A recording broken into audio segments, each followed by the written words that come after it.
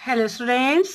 अपनी पिछली क्लास में हमने सप्तमः पाठः ऐक्य बलम के अभ्यास के प्रश्नों को हल किया था।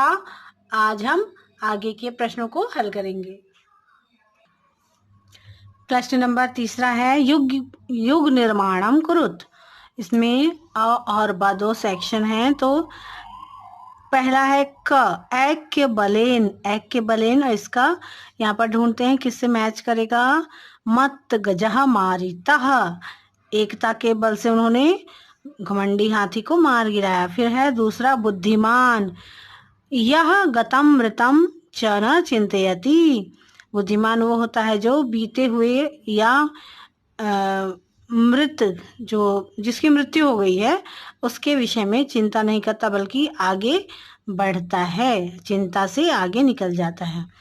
अगला है काष्ठ भेदकः। तो काष्ठ भेदक क्या करता है, चंचू प्रहार करता है ना, चोंच से प्रहार कर करके कठफोड़वा पक्षी जो है वो कठफोड़वा अर्थात लकड़ी को भी वो चोंच के प्रहार से तोड़ देता है। मक्षिका का होता है अर्थ मक्खी। तो मक्खी जो है वो उसके जो वो आवाज करती है उसको वीणा वादन कहा गया है इस पाठ में। फिर है चटका युगलम अर्थात चिड़ियों का जोड़ा जो है वो कातर क्रंदनम, क्योंकि वो चिड़ियों का जोड़ा जो था अपने अंडे के टूट जाने पर बहुत ही दुखी होकर रो रहा था, इसीलिए उसको कातर क्रंदन कहा गया है। चौथा क्वेश्चन है रिक्त स्थानानि पूरयत। रिक्त स्थान पूरा करना है आपको। तो जैसे कि पहला है निम्ब वृक्षे एकम चटका युगलम प्रतिवसति स्म। नीम के वृक्ष पर एक चिड़ियों का जोड़ा रहता था। फिर है चटका युगलम कातर क्रंदनम आरब्धवत। चिड़ियों का जोड़ा जो था वो दुखी होकर रो रहा था। अगला है मक्षिका स्वमित्रम चतुर्मंडुकम पृष्ठवती। मक्खी अपने मित्र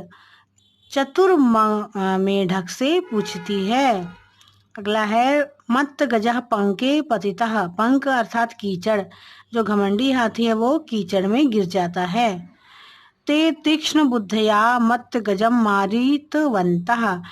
वे लोग अपने तीक्ष्ण बुद्धि का प्रयोग करके उस घमंडी हाथी को मार देते हैं। फिर है अगला प्रश्न है आपका एकता विषये पंचवाक्यानि लिखत। एकता के विषय में 5 वाक्य आपको लिखना है। तो पहला है एकम एकम निर्बलम मिलित्वा बलवान रूप धारयति। एक एक निर्बल मिलकर जब बहुत सारे हो जाते हैं तो वो बलवान का रूप धारण कर लेते हैं। बलवान अपि एकता समक्षये निर्बलम भवति। बलवान भी एकता के सामने निर्बल हो जाते हैं। फिर है मदमस्त गजह अति बलवान आसीत। घमंडी हाथी जो था वो बहुत ज्यादा बलवान था, शक्तिशाली था। वने लघु लघु प्राणी मिलित्वा महान कार्यम कृतम। वन के छोटे छोटे प्राणी मिलकर महान कार्य उन्होंने किया था, छोटे छोटे प्राणियों ने मिलकर महान कार्य किया। अगला है ते सर्वे अपि तीक्ष्ण बुद्धिया एकेन सह मत्त गजः मारितः।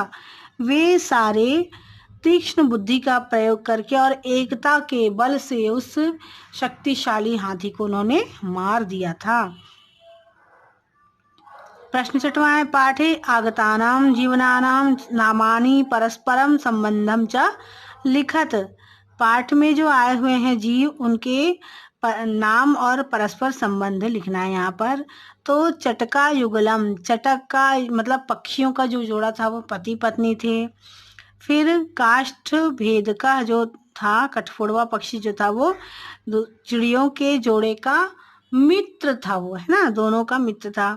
फिर मक्षिका जो थी वो कठफोड़वा पक्षी की मित्र थी और मेंढक जो था वो मक्खी का मित्र था। और गजह हाथी कौन था, सारे जीवों का शत्रु था, है ना। वो घमंडी हाथी तो था जो था वो सारे जंगल के जीवों का शत्रु था, क्योंकि वह बलशाली था और विशाल काय था, परंतु वह जो था घमंडी था। वह सब लोगों के साथ मिलकर नहीं रहता था, बल्कि सबको परेशान किया करता था।